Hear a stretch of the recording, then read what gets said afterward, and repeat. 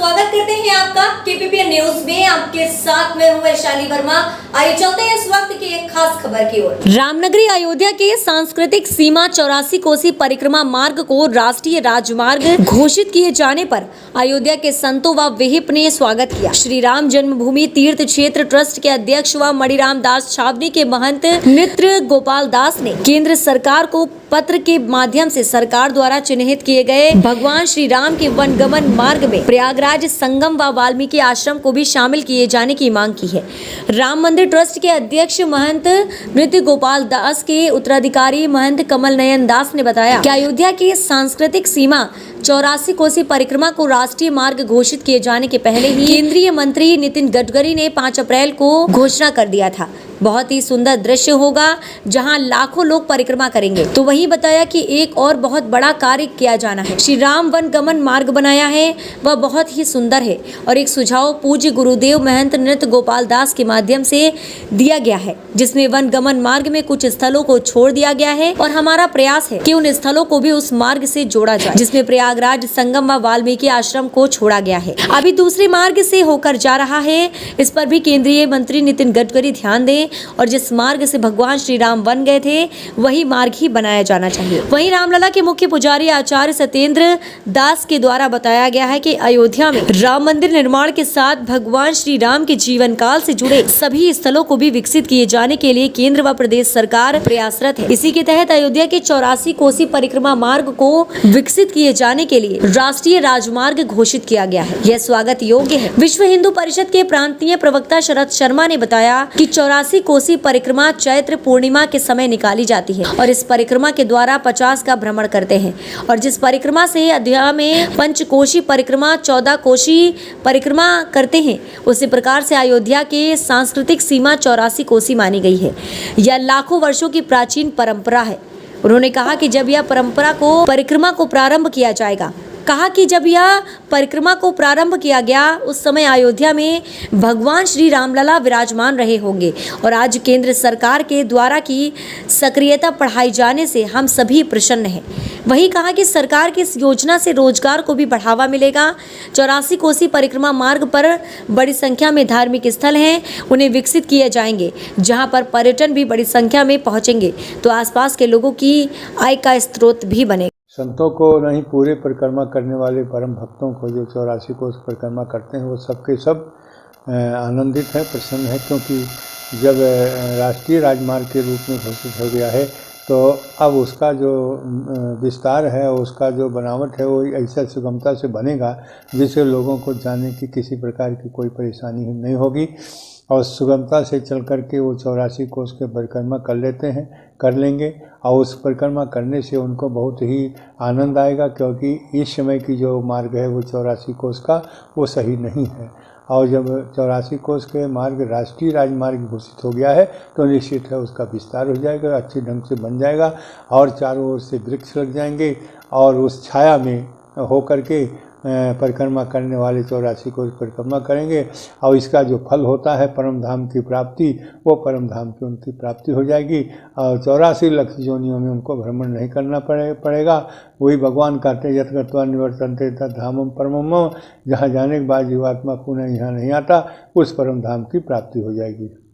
बहुत बढ़िया लगेगा, बहुत लोग पूरा भीड़ लगेगी, क्योंकि परिक्रमा करने वाले के लोग जो सुनते हैं, जो एक बार चले जाते हैं वो दोबारा उनकी हिम्मत नहीं पड़ती, क्योंकि रास्ता उखड़ खाबड़ है और कहीं बीच बीच में कुछ स्थान तो हैं ऐसे जहां लोग जाते हैं और बहुत स्थान है जहां पर जाने लोग नहीं जा पाते और परिणाम ये है कि वो 84 कोस परिक्रमा इस समय यदि खोजा जाए तो उसका पता ही नहीं चलेगा।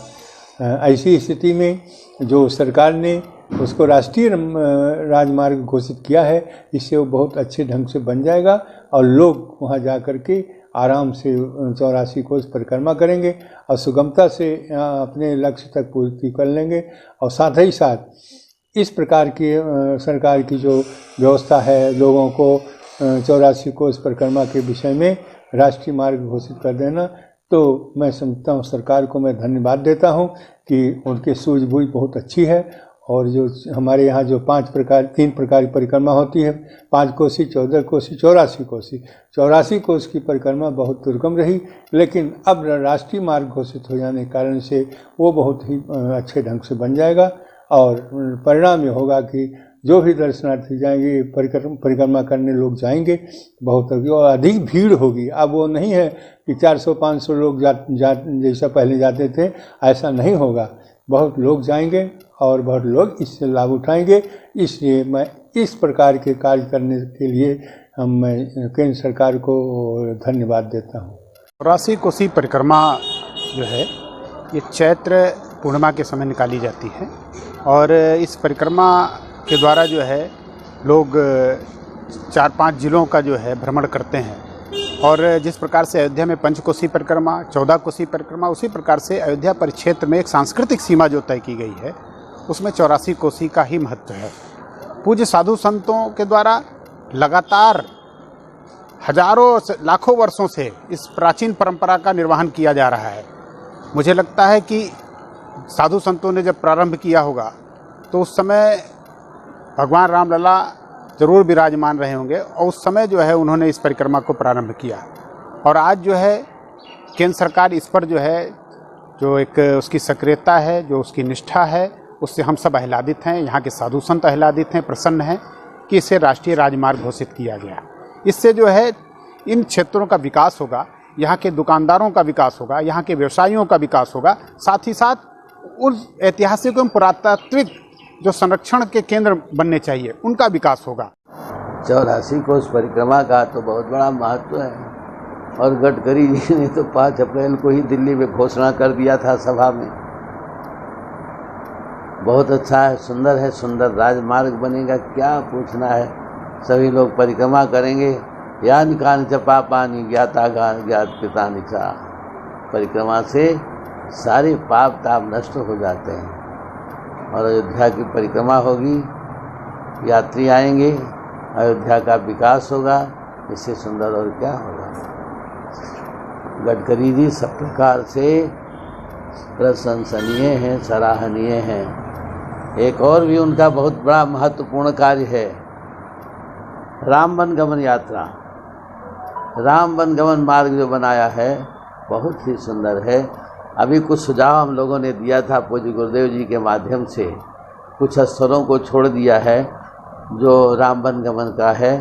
तो हमारा प्रयास ये है कि उन स्थलों को भी जोड़ा जाए। जैसे प्रयाग को छोड़ दिया गया, संगम को छोड़ दिया गया, वाल्मीकि आश्रम को छोड़ दिया गया है, दूसरे मार्ग से लिए जा रहे हैं। इसके लिए प्रयास किया गया है। गडकरी जी ध्यान दें और जिस मार्ग से भगवान श्री राम जी गए थे उसी मार्ग से ही राम वन गमन मार्ग जाना चाहिए। अयोध्या के लिए प्रबल इच्छा हमारे प्रधानमंत्री जी और मुख्यमंत्री जी तथा गडकरी जी की, इन सब के अंदर बहुत बड़ी प्रबल इच्छा है। अयोध्या का सब प्रकार सर्वांगीण विकास हो, सभी यात्री विश्व के सभी यात्री यहाँ आवें, दर्शन करें, आनंदित हों, अच्छा रहे।